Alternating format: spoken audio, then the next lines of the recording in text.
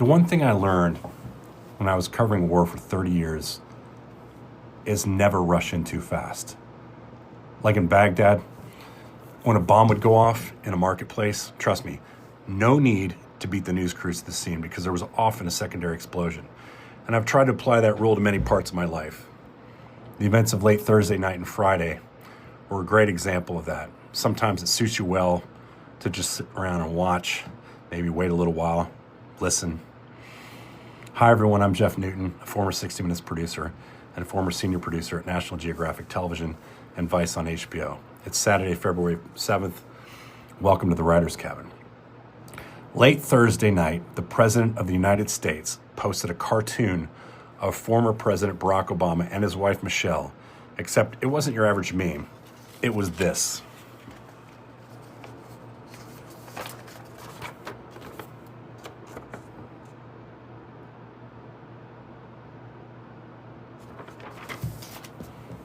That's right. Obama and the former First Lady depicted as apes. Let that just sink in for a minute. Do we all see the double insult here? Mrs. Obama, she's depicted as a male ape. Deep thinkers, these MAGA folk. Fast forward to Friday, where all over the news yesterday, the world raged, as it should have. It was sort of perfect timing for J.D. Vance and his wife attending the opening ceremonies of the Olympics in Italy.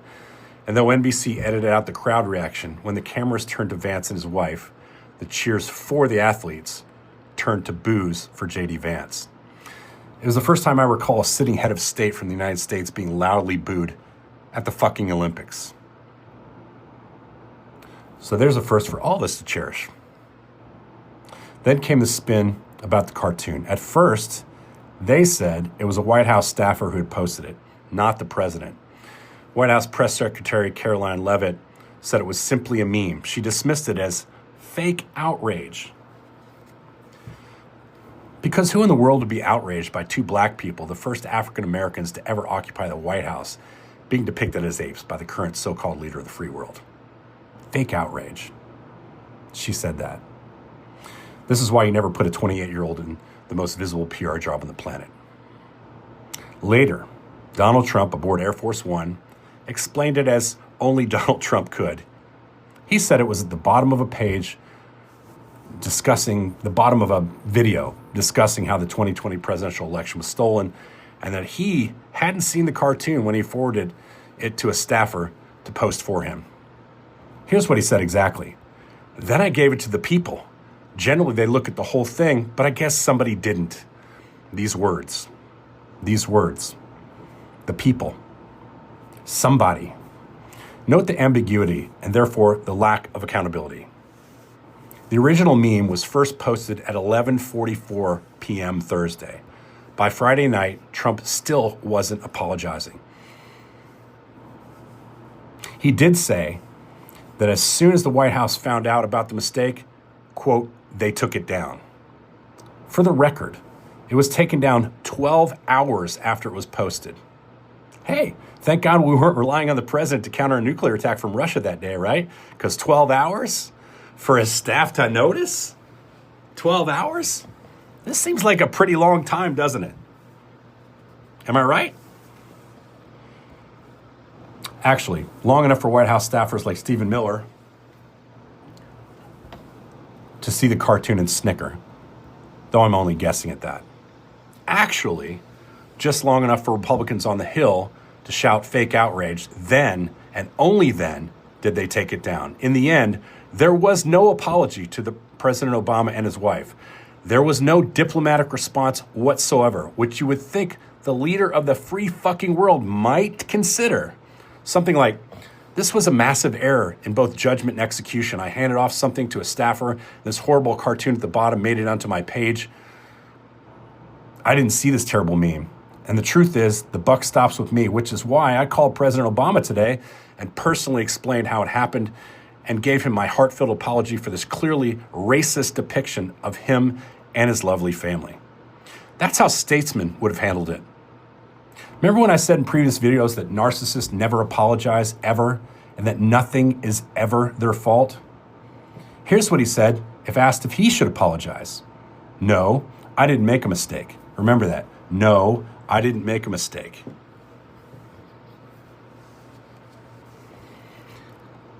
He also said it was related to Lion King and a parallel between the characters in the movie and Democrats. Now here's the thing.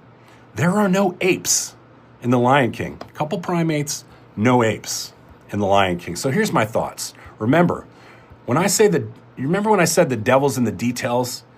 What staffer posted it? Like, who in the White House thinks that this was okay to post without some sort of double checking? Let's have a name. Were they fired? If not, why not? Why not? Here's the truth. He posted it. He loved it. And the reason he doesn't give details is because they would show him lying once again about anything and everything. I don't think we need to rehash all the racist shit that this moron has said in the past. This stands on its own. Forget about his own father apparently being arrested at KKK rally in Queens in 1927. New York Times reported on it. Back then, it's in the archives. Forget about the birther movement where he accused Obama of being born in Africa. Ooh, born in Africa. That's terrible. Don't want somebody born in Africa because, you can't run if you're born in another country. Didn't make the same mistake. Didn't make the same argument when Ted Cruz, who was born in Canada, was running against him. There are dozens more of examples of his racism. It would take all afternoon to go through them. This is a new low. It's worth noting the president posted this on the first week of Black History Month. So it surely must have been a coincidence, right? Another question. Where is Trump getting his fucking news? Because the site he was reading would have allegedly had not only a story about the stolen 2020 election, proven over and over again not to be true, but also this cartoon.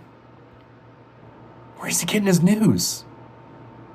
I mean, this is the President of the United States. He has access to the most sensitive information in the world. And he's posting fucking cartoons and graphics that are, like, seriously. Does this not question his judgment? So, Mr. President, what website was it from again? What's your news sources? What do you read? Basically, sir, what the fuck are you reading?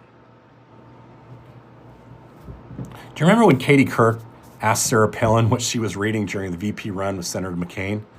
And the question flustered Palin so badly, she accused Katie Couric of a gotcha question just for asking her what she was reading. I think we need to ask these people more what they're fucking reading. Katie won a Walter Cronkite Award for asking that question. I think what you read says a lot about your character. By the end of next week, this will barely be, it'll be a bleep on the radar of the mainstream media and its daily coverage. Because in this fast-paced news cycle that we're in, the internet, 24-hour news, even the newspapers don't wait to put out the most important news till the paper comes out the next morning. I mean, it was a spinning news cycle. This won't keep the attention of anybody for more than a day or two, which is sad because this is an impeachable offense. A person who has such low quality does not deserve to remain in power representing our country because they also represent us, our morals, our culture, our heritage, our sense of right or wrong. And we have an obligation to remove him, not only for this, but other obvious abuses of power, the Epstein cover-up, his unlawful ICE operations, his cryptocurrency deals while he's in office, his pay-for-play pardons, his stashing of millions of dollars in offshore accounts from the sale of seized Venezuelan oil and not putting it in the bank accounts of the U.S. Treasury where the stolen oil belongs, the stolen oil money belongs. 100 other things. But this cartoon meme, this is enough, Republicans. This is enough. He's representing you, and he's representing us. It's one thing to insult somebody in a tit-for-tat of American politics. No big deal. Politics and war, man, it's messy business. It's another to be outwardly racist as the President of the United States and expect Americans and the fucking world to go along with it. And we shouldn't. Lastly, this is for MAGA. Many of you know that you made a fucking mistake by voting for this animal.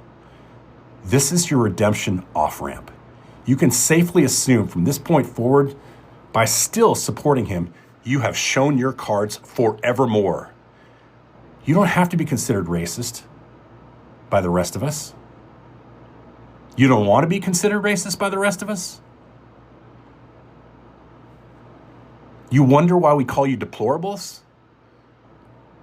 Because you knew this was him. We knew this was him all along. And some of us in 2015 were telling you this is what was happening. You get a pass for spending a few years trying to figure out what this guy is. But now you know. This wasn't a fucking mistake. Why do you believe all of his lies every fucking time? Hell, J.D. Vance and Marco Rubio were the ones who said it the fucking loudest.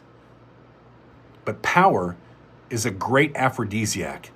You all, however, you aren't in their position. You are living amongst us all, not protected by the castle and knights surrounding this filth. Not a part of the royal court. You will never be. So take this off-ramp now, check your conscience, and show us you know this was wrong all along. Because there are those of us who will appreciate you being a part of solving this fucking mess you created, and we will appreciate your help in November if he hasn't stolen the country and the fucking Constitution by then.